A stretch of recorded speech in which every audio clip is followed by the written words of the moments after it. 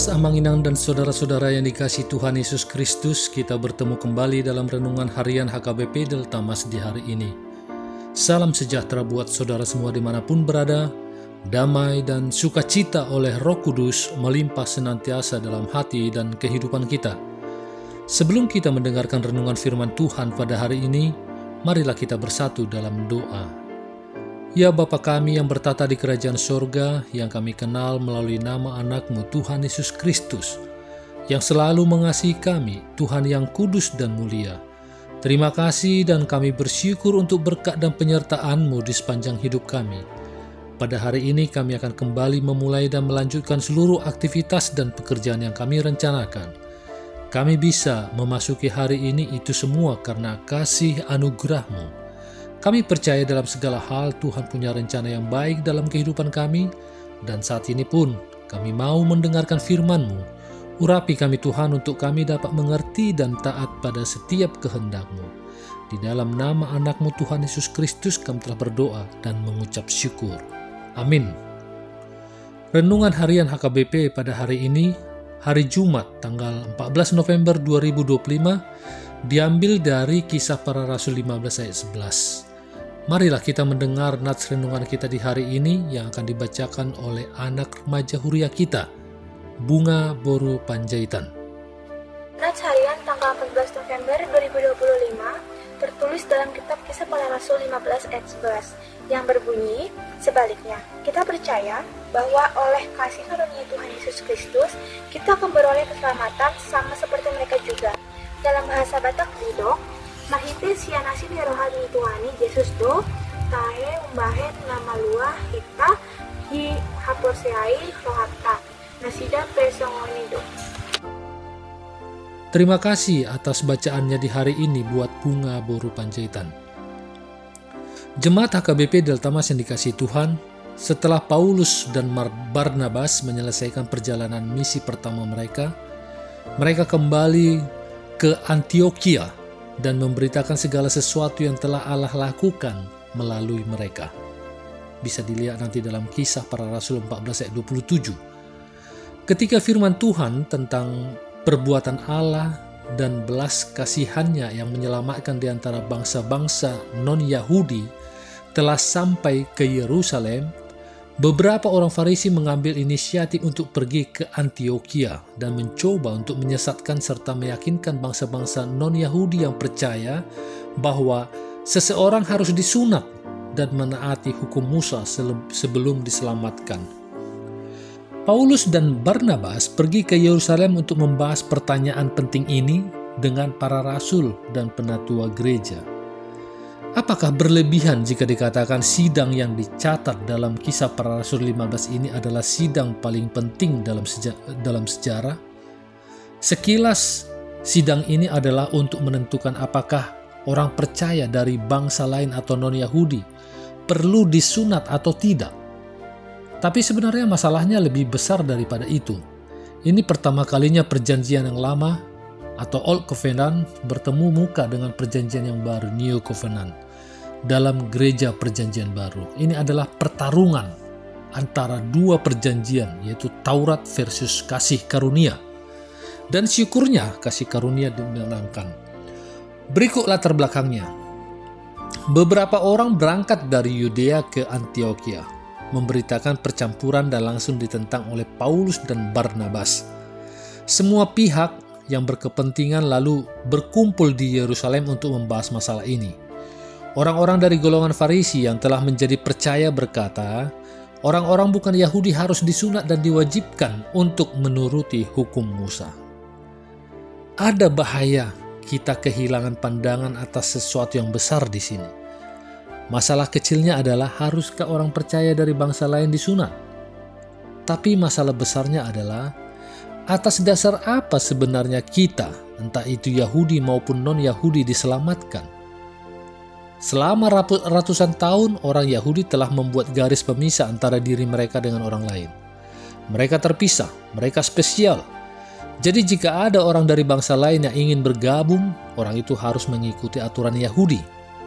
Tapi Petrus menyadari bahwa Allah sedang melakukan sesuatu yang baru. Dan Allah yang mengenal hati manusia telah menyatakan kehendaknya untuk menerima mereka, sebab Ia mengaruniakan Roh Kudus juga kepada mereka sama seperti kepada kita. Dan Ia sama sekali tidak mengadakan perbedaan antara kita dengan mereka, sesudah Ia menyucikan hati mereka oleh iman. Kisah Para Rasul 15 ayat 8-9. Allah tidak lagi hanya berhubungan semata-mata dengan orang Yahudi, karena Yesus mati untuk semua orang. Dan jika Yesus telah mati bagi orang yang bersunat maupun tidak, untuk apa lagi sunat dipermasalahkan? Seperti yang kemudian ditulis Paulus dalam suratnya. Sebab bagi orang-orang yang ada di dalam Kristus Yesus, hal bersunat atau tidak bersunat tidak mempunyai sesuatu arti. Hanya iman yang bekerja oleh kasih. Galatia 5 ayat 6. Tak ada perbedaan, kata Petrus. Allah yang mengenal hati sudah menerima bangsa lain tanpa ada kaitan dengan Taurat. Setelah banyak perdebatan, Petrus berdiri dan menjernihkan suasana dengan pernyataan Injil yang lugas dan diilhami Allah. Kita percaya bahwa oleh kasih karunia Tuhan Yesus Kristus kita akan diselamatkan, sama seperti mereka juga. Kisah Para Rasul 15 ayat 11. Dari pernyataan ini kita dapat belajar setidaknya 5 hal. Pertama, keselamatan sepenuhnya adalah kasih karunia. Karena Allah itu kudus dan semua umat manusia paling berdosa, satu-satunya cara Allah dapat adil dan membenarkan orang fasik adalah semata-mata melalui kasih karunia-Nya yang berdaulat. Inilah ajaran Alkitab yang jelas dan pesan dari semua nabi dan rasul. Kita dipilih oleh kasih karunia-Nya. Kita dibenarkan oleh kasih karunia-Nya. Kita diselamatkan oleh kasih karunia-Nya.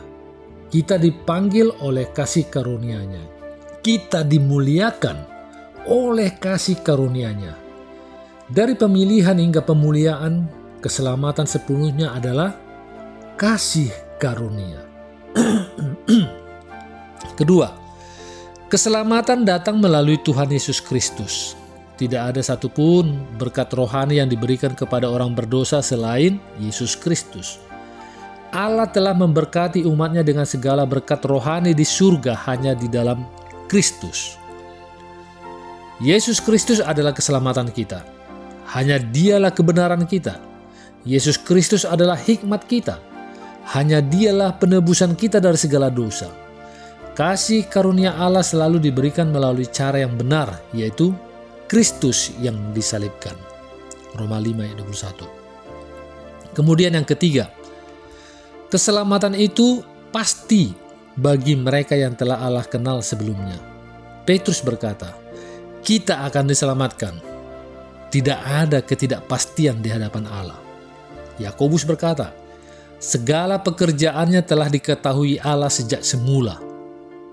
Semua orang yang diberikan kepada Yesus Kristus dalam perjanjian kasih karunia, semua orang yang bagi mereka Yesus Kristus telah menjadi penjamin, perantara, dan juru selamat harus diselamatkan. Pengorbanan darah yang Ia persembahkan menjamin keselamatan mereka dan menuntunnya.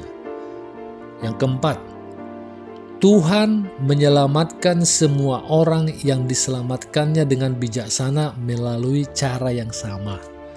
Tidak ada satu cara keselamatan bagi orang Yahudi dan satu cara keselamatan yang lain bagi orang non-Yahudi. Petrus berkata, kita akan diselamatkan sama seperti mereka. Tidak ada orang Yahudi maupun non-Yahudi yang akan dibenarkan oleh hukum Taurat, tetapi hanya melalui kasih karunia-Nya yang besar. Dan yang kelima, menolak ajaran yang memecah belah. Ayat ini menjadi penolakan terhadap ajaran sesat yang mencoba memecah belah kesatuan gereja dengan menerapkan persyaratan hukum Taurat kepada orang-orang percaya non-Yahudi. Ini adalah prinsip yang tidak dapat kita tawar-menawar, sehingga kita harus dengan setia mewartakannya agar orang lain dapat menerimanya. Amin. Mari kita bersatu dalam doa. Terima kasih ya Bapa atas firman yang baru kami dengar di hari ini. Kami hidup dan dapat menjalani hari-hari kami dengan baik, bukanlah karena kekuatan kami, namun karena kasih anugerah-Mu yang melimpah pada kami. Kuatkan kami untuk kami dapat selalu mewartakannya melalui kehidupan kami, sehingga orang-orang di sekitar kami semakin dapat memahami begitu besar kasih anugerah-Mu kepada kami umat manusia.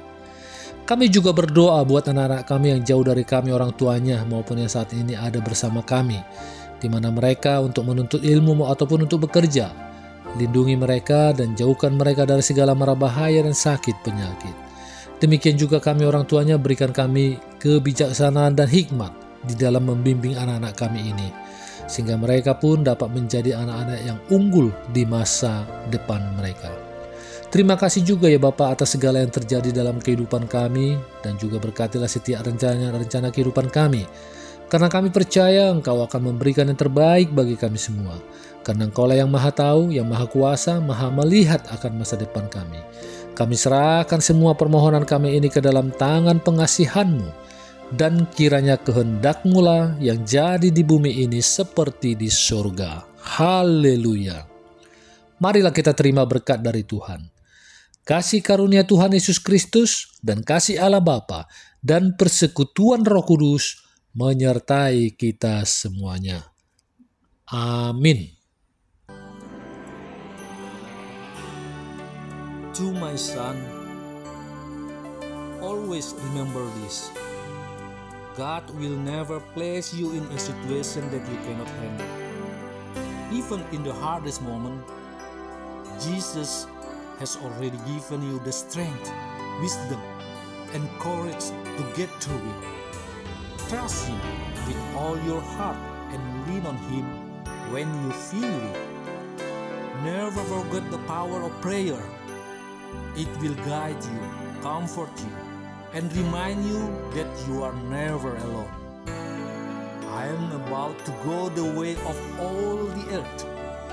Life will not always be easy, but I believe in you and the man you are becoming. So be strong, act like a man, and observe what the Lord your God requires.